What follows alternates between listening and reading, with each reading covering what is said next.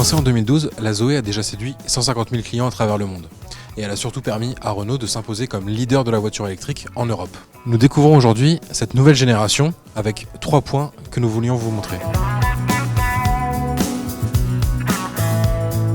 7 ans après sa présentation au Salon de Genève, cette Zoé reçoit donc un nouveau design. Ça commence par les feux arrière, au dessin beaucoup plus affiné et avec des clignotants défilants. Sur la face avant, on retrouve un capot sculpté, une petite barre chromée qui relie désormais les 2 projecteurs et également du chrome sur la calandre et les projecteurs anti-brouillard. A noter aussi que le nom Zoé apparaît désormais en toutes lettres au niveau du logo à l'avant. C'est d'ailleurs derrière ce losange qu'on trouve le deuxième point essentiel sur cette nouvelle Zoé.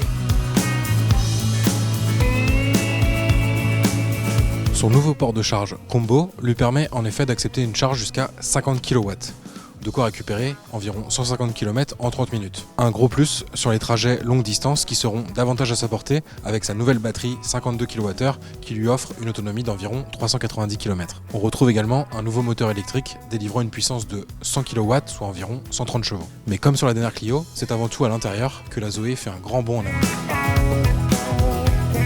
À bord de cette nouvelle Zoé, le changement est tout simplement radical par rapport à ce qu'on connaissait depuis 2012.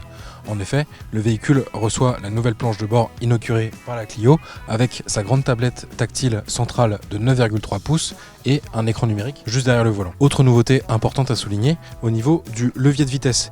Il y a désormais à côté du mode Drive classique, un mode B.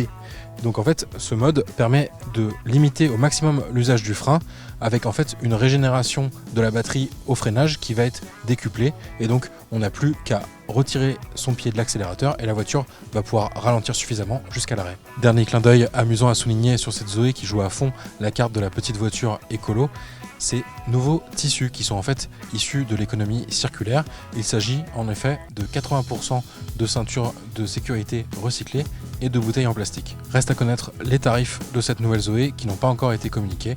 On les saura juste avant sa commercialisation dans la deuxième moitié de l'année, entre septembre et le début de l'automne.